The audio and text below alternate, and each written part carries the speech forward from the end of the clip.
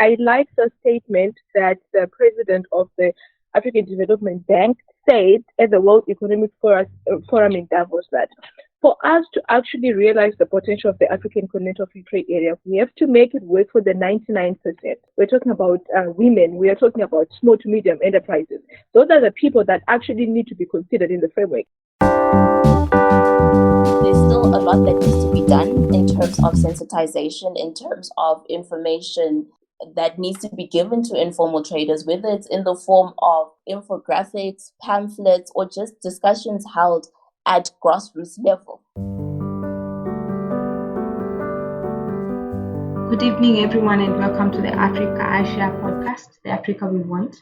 It's another good day to be discussing a topic on Africa trade. So with me tonight is Chido, as always, and we have a guest, Ayanda. I will have Ayanda introduce herself, and then Chido will say hi, and we'll get started with the discussion. Ayanda? Good evening, everybody. My name is Ayanda Nontogo. I am a candidate legal practitioner based in Bulawayo, Zimbabwe. I have 2 degrees from Rhodes University, the first being a Bachelor of Commerce and the second being a Bachelor of Laws. And my interest areas are trade, competition, IP law, especially looking at consumer protection and environmental law. And I'm very happy to be here to discuss one of my most favorite topics, if I'm being completely honest. Okay. Ayanda, it's lovely to have you tonight. And Chido, you can say hi to everyone. And Chido can then go on ahead to introduce our topic of tonight by starting to give a brief summary of free trade area and especially focusing on the after. Chido? Thank you so much, Christine. It really feels good to be back. I think I took a week or leave of absence last week, and I really missed being on the podcast show. So again, guys, this is Chido, and I'm so excited to be here today talking about one of my most favorite topics, which is informal cross-border trading in Africa, mainly because in so far I have knowledge from obviously attending school and learning about it. I also had to witness firsthand in my own household quite a lot in respect of informal cross-border trading. But before we get into the conversation, let me not jump the gun and do as requested, which is basically to give an overview of intra-Africa trade, particularly in respect of the African Continental Free Trade Area, the AFCFTA. So I think, as we already know now, the excitement is obviously dying down. We were so excited in January that the AFCFTA was officially launched on the 1st of January 2021 with the first trading arrangement or transaction happening live in terms of the preferential trade terms, and we were so excited.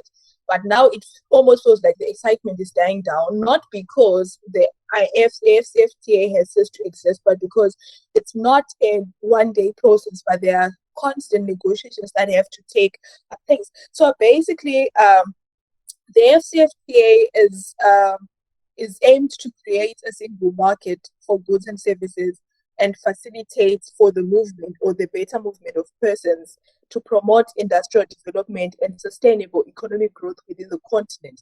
And this is in light of the Agenda 263, which basically is aimed at an Africa that we want, where there is, great economic development. So maybe just to try and appraise our listeners as to where we are currently. So when the AFCFTA was officially launched on the 1st of January 2021, there were what I would call phase 1 negotiations had already been completed. So within the phase 1 negotiations, there was the agreement itself establishing the African Continental Free Trade Area.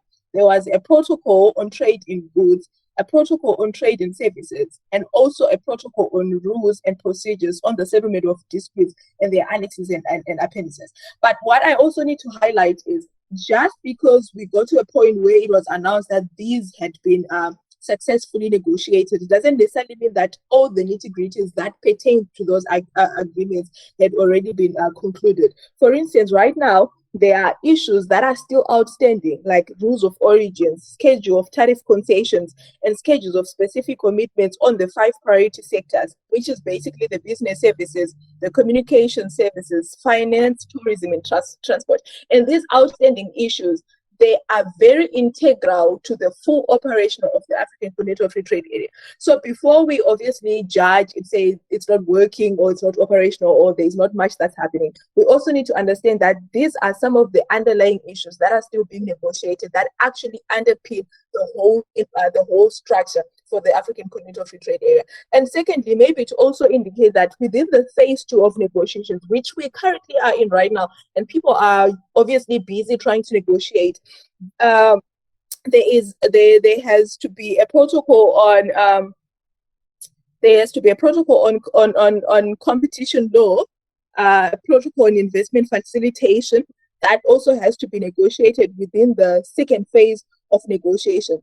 And then we then have the phase 3 that will obviously speak to the protocol on e-commerce, or the digital trade protocol, as they are obviously probably going to change it to, which is something very exciting for me. So I think basically that would be what I want to add on to the knowledge that we have already, put out there, Christine, in respect of the AFCFTA, because I'm coming from this perspective that we've spoken about it for a long time. We've praised the public with respect to the nitty-gritties as to the objectives and the benefits. So maybe just to add on to that, this is currently where negotiators are at this moment, and this is probably just to say this is the direction that we're taking as a continent, and it's still an exciting initiative, and we should continue being excited about it. Okay, Chido, this is quite good information you're adding on to the discussions you've already had in the past.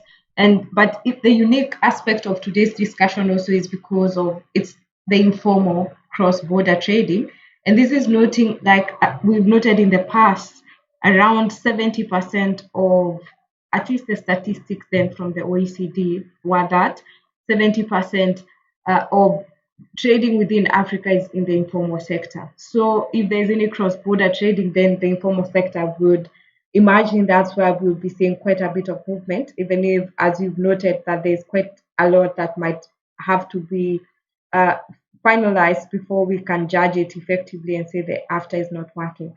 Ayanda, if I may ask you for your perspective on what are the challenges of, that are being experienced, with cross-border trade, and how can the AFTA framework help alleviate some of these challenges?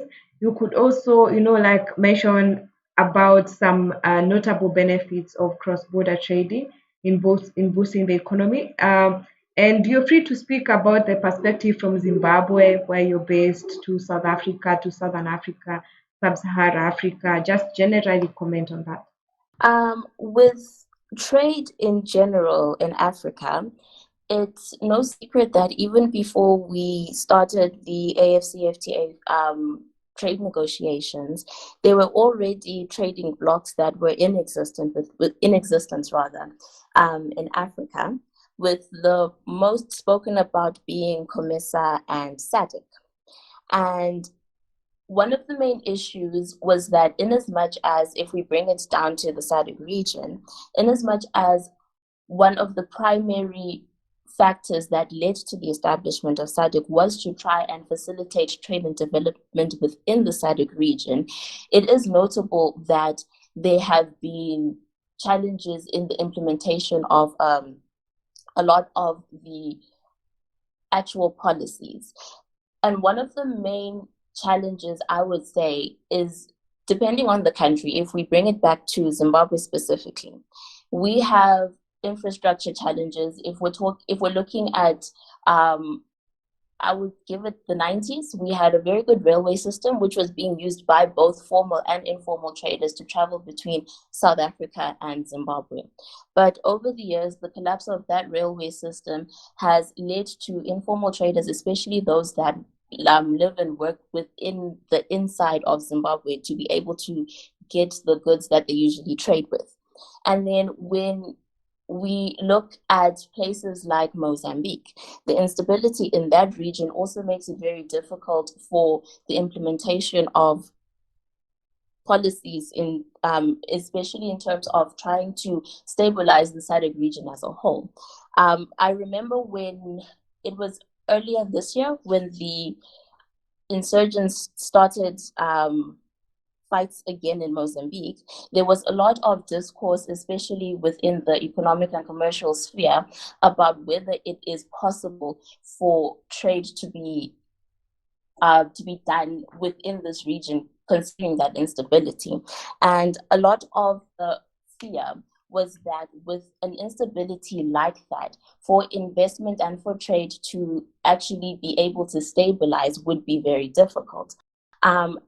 When it comes to informal trading, Zimbabwe specifically, we have our vibrant border post between Zim and South Africa.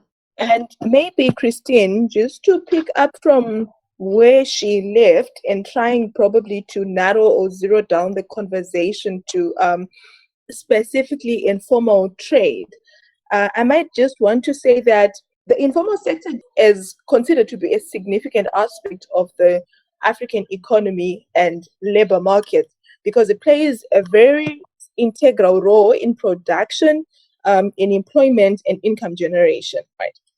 So giving you a very vivid picture or an example of what that means. Like I said earlier, I grew up in an environment where I could actually witness, cross-border trading happening. So my mom, I have always openly said on this podcast that she's a teacher.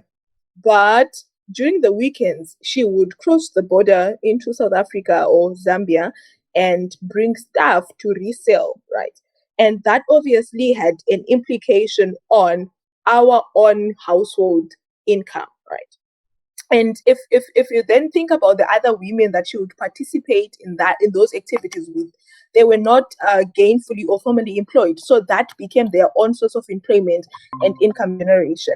I was actually reading a report by the Afrexim Bank, Christian, which was very interesting because it actually says that for the framework of the AFCFTA itself to actually, realize the objectives that it was created for, right? It actually has to strengthen informal cross-border trading in Zimbabwe. That is not in Zimbabwe, sorry, but in Africa. That is not the only, but the most important way that it can actually realize its potential. This is premised on the fact that in Africa, in as much as we might not have the clear statistics as to how much or how much constitutes informal cross-border trading from all the trade statistics that we have, it is believed that they actually constitute the majority of cross-border trading that is happening in real time. So if we are going to be realizing the potential of the AFCFTA, we actually need to strengthen the structures to make sure that we empower the informal cross-border traders within the continent. Then we are able to talk about having created a single market for goods and services and free movement of people. So if you then, maybe giving you an example of East Africa, right, you realize that it is believed that informal cross-border trading could actually be worth as much as 80% of all the trade that happens within East Africa. And that's quite a huge number because then that basically says that if we are saying in 2020, I'm just saying figures from the top of my head, the trade that happened collectively within the East African community was to the tune of, let's say, $3 billion US.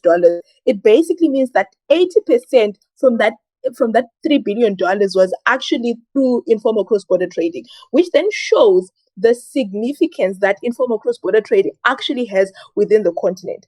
And I was also reading this other guy who was saying, you know what, the problem that the AFCFT might actually have will come from the mere fact that informal cross-border traders are so underestimated within the framework. If you try to compare the AFCFTA framework and the European Union framework or other regional economic communities across the globe, you realize that it will not make sense because of this how can I say, the polarization of cross-border trading, specifically in Africa. So you've got Europe, which basically there are so many formal formal economies within the European Union, right? So you can't really try to take a model for integration within the European Union and think that it would really work for Africa, mainly because Africa has got informal cross-border traders. And because that's what I would probably assume negotiators within the AfCFTA framework did, you realize that we do not actually have specific rules or specific policies that speak to informal cross-border trading. And for that reason alone, I would almost assume that the AfCFTA is doomed before it actually, realizes its full potential. I think Ayanda is back and she might want to say something. Okay. So can I ask, Chido, if you mentioned anything about taxes and tariffs about informal cross-border traders? No, Ayanda, you can cover it. All right. So when it comes to taxes and tariffs, a lot of the times when it comes to informal cross-border trading, they are taxed at a very different level to your formal trading partners, in a sense.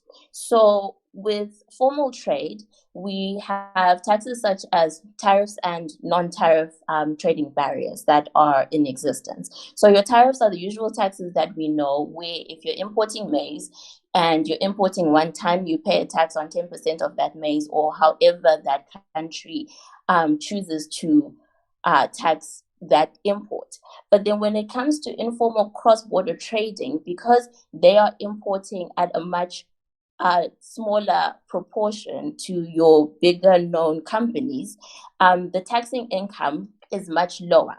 And there is what is known as a Continental Simplified Trade regime, which they want to introduce through the African Free Trade Area, which makes it possible for people to trade informally, but it also makes it more affordable for your informal sector to carry out operations through formal channels. So what this then allows is for informal traders to actually step in and contribute in a quantifiable manner to the overall success of the Continental Free Trade Area. And as Chido mentioned, there is a lot of these issues that have not been fully ventilated and discussed or assessed by our policymakers, because with Zimbabwe specifically, if we're not even looking at it in terms of intra-regional trade, looking at it from the perspective of just trade within the country, the informal sector makes up at least 80% of the trade that is actually currently going on in this economy. And that on its own should cause some negotiation, or should at least cause, at the very least, policymakers to have the curiosity on how to harness that sector. And before I was cut off, I was talking about the Beitbridge trade between informal traders in Beitbridge and Messina in South Africa. That is one of, I would say, the largest informal trading hotspots within the country. And by implementing the CFTA, if you are able to find a way to incorporate that trade and make it possible for those traders to not only be able to make up part of the formal channels, as Chido had alluded to, but to also allow them to be able to formalize their trade in the sense of creating ways of assessing how competition is to be what's the word? The word has completely left me. I'll jump back in. Okay. It's okay. Yeah, okay. So I think from the comments that you both made, what someone could get out of this is how it's been negotiated, it needed to take into account a lot of the informal sector, or how informal businesses work across Africa. And like what Chido is saying, like within the East Africa community, most of the business that happens is within the informal sector, which indeed is the case, because you even find even someone set up in Uganda and let's say the other person set up in Kenya, their businesses there are informal as it is. So you find someone who maybe just sells clothes or sells shoes, or they just sell small foodstuffs. They are not the big companies that maybe supply food food across Africa. They're not the big supermarkets. It's not ShopRite. It will be these small traders who will be just selling a few foodstuffs here and there. And then now what happens is that they learn that they can bring some of these things into Kenya. So then what they do is that maybe they just get another informal trader who they can trade with. So indeed, that's because the majority of the trade or the economy in each of these African countries is informal. Then the people who can push this the after forward will be the informal traders. And even as you're saying about tax, that's indeed a lot, something that needs to be considered.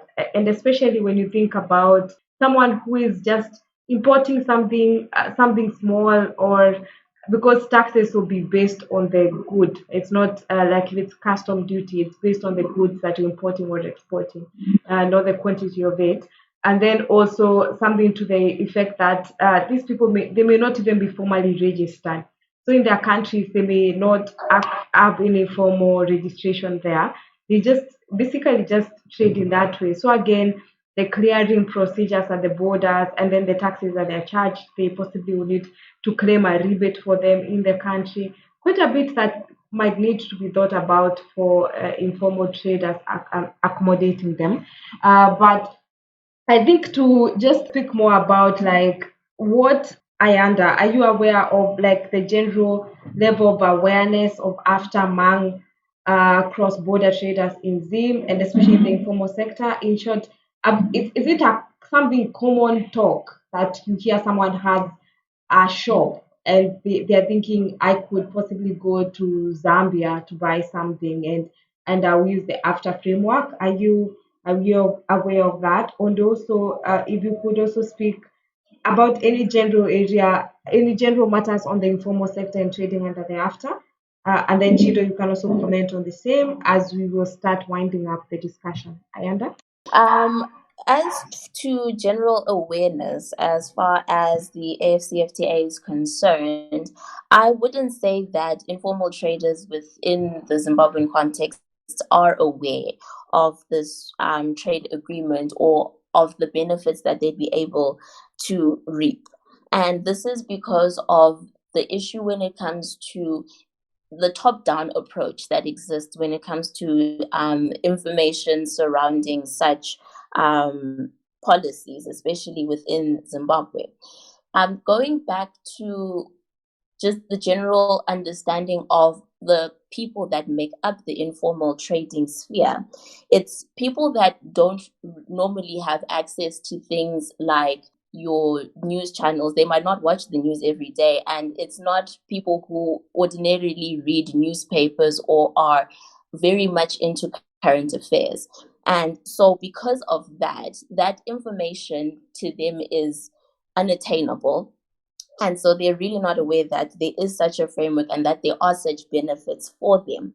And on the basis of that, I would say that governments really do need to do more to raise awareness of this framework, because it's something that's spoken about in passing, but it's not something that is actually discussed in depth. Because looking at the benefits that would actually be reaped in the African free trade area, is that one of the primary things that they're trying to do is to reduce poverty. And the best way to reduce poverty, I beg your pardon, and to broaden economic inclusion is by, as Chido had mentioned, roping in the informal sector. Because according to the facts and figures, there are about 30 million Africans that are living in poverty, in extreme poverty. And to be able to sensitize them of the provisions of the AFCFTA and the benefits that exist within the AFCFTA, they would then be able to actively work towards moving out of that sphere. Yes, they'll be able to move out of that sphere. And looking at even just the amounts, according to the World Bank, that is, of the projected decline across the continent of our extreme poverty numbers, with Central Africa seeing a decline of 9.3 million, East Africa seeing a decline of 4.8 million, and Southern Africa seeing a decline of 3.9 million. if we are, and this is only looking at the decline when we're doing it through the formal channels.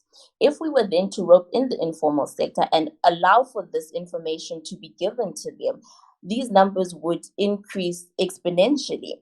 Therefore, on that basis alone, I think that there's still a lot that needs to be done in terms of sensitization, in terms of information that needs to be given to informal traders, whether it's in the form of infographics, pamphlets, or just discussions held at grassroots level. Agreed. Especially when you consider that most of these sectors, many people who are very caught up with the daily routine of either trading, doing this and that, so even developing their businesses to think about what's cross-border and what can be done there, they don't have much of that information. But then also, I think something to mention is like financing. So because they are very informal in nature, so sometimes they don't have even the little capital to run their business as it is. So even like the cost of like expanding across another different African country is something that they possibly will need to be made aware of. Like what would be the cost implications of this? If it's like the taxes, what would be the tax implications of this? So because that information is what would also help push forward the trade. But Chido, if you could also comment on the general awareness and also maybe suggest areas for consideration for someone who wanted to make it a bit more people more knowledgeable in this area and for them to be aware on benefits that they could derive from after. Thank you, Ayanda, for such insightful remarks. I'm going to differ with you guys on two perspectives, and I'll explain the perspectives and why. And also, maybe for me to then explain exactly my standpoint, I might actually want to go back to the very definition of what informal cross-border trading itself is, right? So my understanding of informal cross-border trading is trade that happens between neighboring countries but is conducted by vulnerable, small, and unregistered traders. So the reason why I had to make this definition is I'm going to really speak on the issue that these traders are unregistered, right? So I think the problem that happens is people tend to think that MSMEs and informal cross-border trading are synonymous, which is not entirely true, but in a way it is true. So with MSMEs, not all of them are unregistered. Not all of them are that vulnerable. So yes, when you're talking about the micro aspect of MSMEs, then you're talking about obviously informal cross-border trading being a part of it. But with most small to medium enterprises, these are actually, small-scale companies that are registered, but they are small in terms of the people that they employ and the capital that they retain and all these other things. Why it's important to actually note that informal cross-border trading is unregistered. It is important because it's the contribution that informal cross-border trading has to state fiscus, right? So the first thing that we need to actually note is their contribution is limited because not all of them actually do pay taxes. There's also been I think the area or the line that actually has to separate informal cross-border trading and smuggling has been so blurred, especially in most African countries, because more often than not, smuggling is done by informal cross-border traders. So at the end of the day, all of them do not pay, not all of them, because that would be a very bad generalization, but most of them do not pay taxes. They don't pay customs duties. They literally do not declare most of the things that they move across borders. So as a result, there is not very much implication on government revenue that comes from informal cross-border trading. Afreximbank decided to conduct a study, and they obviously decided not to name the specific border post for privacy concerns. But in the 10 days that they were actually monitoring progress within across that border, they realized that only 37% of informal cross-border traders were actually making duty payments to importing or export to the importing countries. And that's a very limited number because we are talking of more than 80% of all traders in a specific country. But from the 80%, only 37% of them are actually making duty payments. So at the end of the day, you realize that number one, they are, and it's very difficult for them to then think of expanding into other borders or into other territories, because that requires them to actually be a registered entity. I'll give an example of what happened when I was probably in upper six thereabout. Zimra went around and confiscated a lot of clothes, food items, whatever, that had crossed borders from South Africa into Zimbabwe through informal channels that had not been declared on the borders. And I tell you this, a lot of informal cross-border traders lost their capital, they lost their goods and all these other things, commodities, because they were passing through borders undeclared. And for some, it's not because they really want to smuggle, but because they just do not have a general awareness of why it's important to pay duties and why it's important to go through customs controls, right?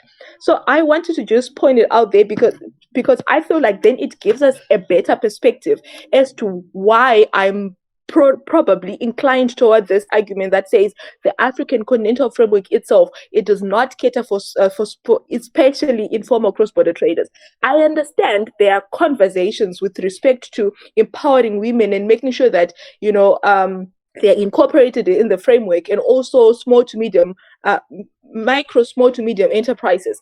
But I feel like there is that, again, generalization that if we empower women or if we make them part of the AFTA framework, automatically we are also including informal cross-border traders, because 70% of informal cross-border traders are women.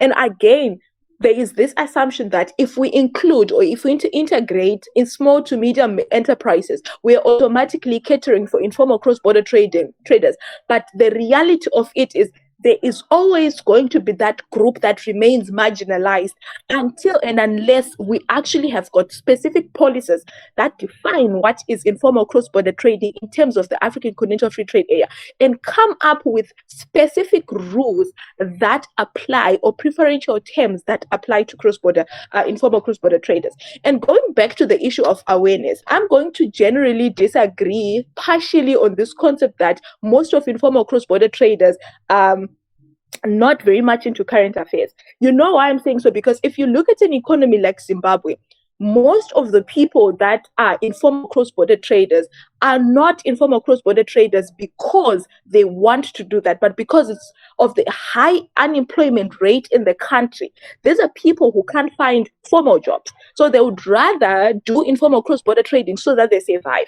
And I remember I gave an example earlier when you started that my mom, she's formally employed, right? But because the salary itself is inadequate to actually cater for her daily needs, she then has to supplement with informal cross-border trading. So the general awareness with regards to the African Continental Free Trade Area is not only for informal cross-border traders, not only for MSMEs, but generally the continent at large. And I feel like we need to do better as as people who are generally aware of these issues, to make sure that information gets to each and every one of them. So I remember having a conversation with my mom, and she pretty much asked me what this is about. She was like, is it something that I should be excited about, right? So she heard about it in the news. She is obviously, reading the papers and what media is saying in respect of the African Continental Free Trade Area. But I feel like governments are not taking the initiative to then sit down in smaller clusters with these people and actually explain what this is about and what it means for them. Because I feel like if you then get a newspaper article that says the AFTA has become operational, or it has been officially launched today, you have no idea, you have no idea how it specifically applies to your side hustle. So I feel like we then need to have those small clusters that or initiatives where people are sat down with and they are told what it means for them as individuals and not as the continent at large. So I feel like the problem is with informational asymmetries. I feel like information has to be broken down to an extent that a person actually understands what it means for them. And maybe just to put it out there as also a recommendation, over and above having a working definition and legal frameworks to legitimize informal cross-border trading, I feel like there also has to be a very clear legal distinction between smuggling and informal cross-border trading, because we obviously, in as much as I say most of them don't pay taxes, so most of them smuggle, that doesn't necessarily mean that all the money drain that's happening within the continent as a result of smuggling is as a result of informal cross-border trading, because there are all other huge enterprises that are making that are taking this gray area that exists within our framework to their advantage, to make sure that they continue with smuggling and the illicit outflows through other channels, like we've always spoken of. And I feel like it's very important that within the AFTA itself, we try to streamline procedures and border controls to keep the cost of compliance minimum, specifically for informal cross-border traders. I think Ayanda mentioned this, that most of these informal cross-border traders, they are not really trading in high volumes. But then if you amalgamate the trade that they do collectively, you realize that they then become in large volumes. But individually, they are not trading in large volumes. So the cost of compliance itself, if it's high for a person who's probably just going to be getting 10 pairs of jeans from South Africa and 2 pairs of sneakers and 3 blankets, and they probably have to pay equally around the same amount as somebody who's bringing in a container, it becomes a challenge. So controls have to be streamlined in a way that cater for those people that are trading minimally, and taking into consideration the fact that they are small and unregistered. They are unregistered by virtue of them not having enough capital and not having enough, not meeting the requirements for them to be registered entities. And I remember talking to somebody who used to do, cross-border trading, informal trading, China, South Africa.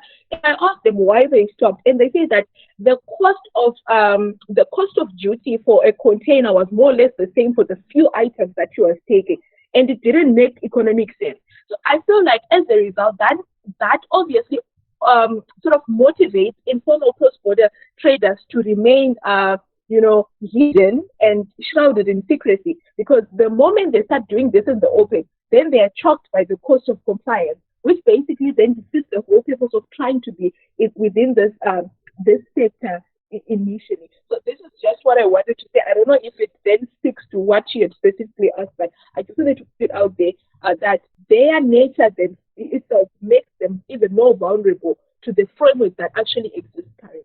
Interesting, Chido. Thanks for those comments, and I would like to put it to our listeners to let them know that we are developing a training to help break down these concepts for anyone who is involved, like informal trade, and they would like, or whichever kind of trade they're involved in, and they would like more information.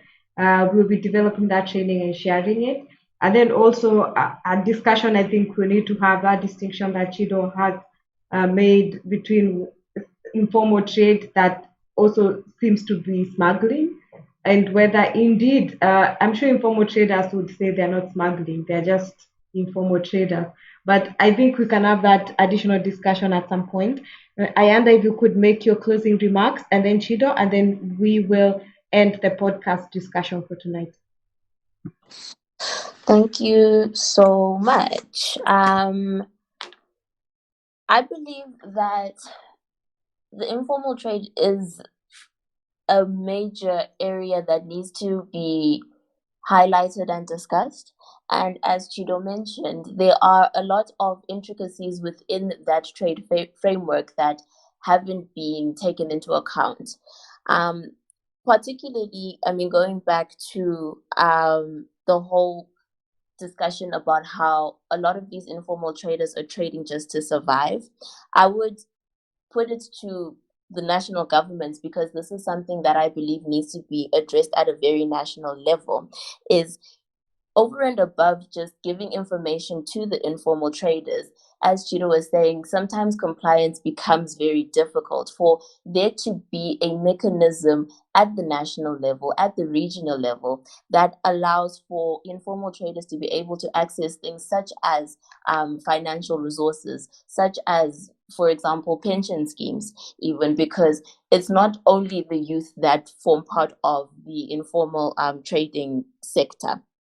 But over and above that, to have a schedule of tariffs that are specifically targeted or specifically with informal traders in mind, because informal trade is something that will not just magically disappear just because we have opened up trade within the African continent.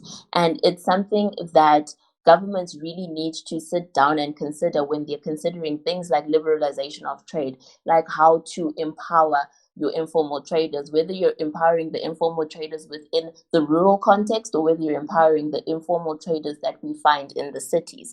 And it would be a very interesting implementation strategy that would need to be done, especially at the national level, especially at thinking of my own country and trying to see how they would sensitize informal traders of the advantages and the disadvantages of the AFCFTA, and how they would actually try and liberalize that trade and try and find a way of ensuring effective integration to ensure that the overall objective of empowerment that the AFCFTA is trying to introduced within the continent is actually realized, and not just for your big conglomerate companies that are trading at a much larger scale. Thank you so much. Okay, Ayanda, thanks a lot for coming by tonight. Chido, I don't know if you have any closing remarks. Thank you, Christine, and I'll try to be very quick as possible. So I like the statement that the president of the African Development Bank said at the World Economic Forum in Davos, that for us to actually realize the potential of the African Continental Free Trade Area, we have to make it work for the 99%. And the 99%, then we're talking about youth, we're talking about informal cross-border traders, we're talking about women, we are talking about small to medium enterprises. Those are the people that actually need to be considered in the framework. And not to, be all salty and whatever. I think if we try to look closely at the framework, they're really trying so hard to make sure that they integrate these groups and they also empower them in a way. And I hear through the corridors that there might actually be, in a way, a protocol that is specifically for women to try and bridge the gender gap. And I feel like that would be a very important step towards, even empowering informal cross-border traders at large, mainly because, like I said, 70% of them are actually women in Africa. But I want to say that for us to expect the African Continental Free Trade Area to address that we have within the continent, all of them, that would be very hypocritical on our part. Mainly because I feel like we can't just, have a framework at continental level that really speaks to informal cross-border traders when we do not have the same framework regionally within the small regional economic communities that we have, number one, and national policies that actually ensure that informal cross-border traders are encouraged to be formalized. So I think with every person, if anyone tried to have a business at some point, they would agree that the overall objective is so that you grow your business into something bigger, which basically means that informal cross-border traders, they have remained small and vulnerable, not because of their own doing, but because of the macroeconomic factors and all the other socioeconomic factors that surround them. And if we try to look closely within the trading system, the national non-tariff barriers, that the tariffs themselves and the red tape that exists at our borders. And that has obviously stifled their growth. So I feel like the first step that governments have to do is to make sure that informal cross-border traders are sensitized, like Ayanda said. Number two, that they are encouraged they're encouraged and they're integrated into the formal economy. Number three, move towards the removal of non-tariff barriers and obviously the reduction of tariffs as the African Continental Free Trade Area is trying to achieve, so that they can benefit from the small that they are doing, and then they can, they have that room to grow and expand and register and become, small enterprises and then develop into larger conglomerates. And I also want to say that the goal of economic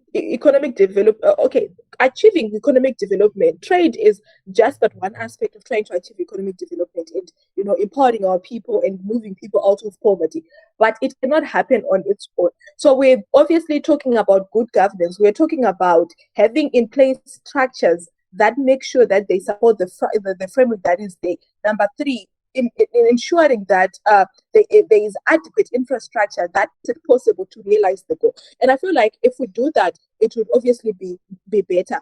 I think if there is something that COVID-19 has taught us, is the importance of informal cross-border traders, because when borders were closed, a lot of people could not feed themselves.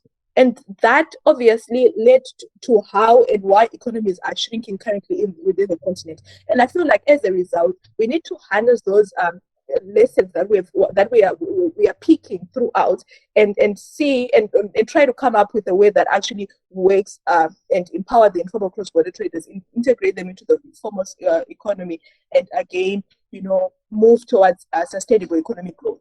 And I just wanted to also reiterate that yes, we have trainings for informal cross-border traders, for small and medium enterprises, where they can come and learn these things in a simple and broken down format, so that they understand how it applies to them on a personal and individual level, and not for countries and the continent. Because if we are being very honest with ourselves, countries don't trade with one another. It's the people within the borders that trade with one another. Thank you, Christine, for that.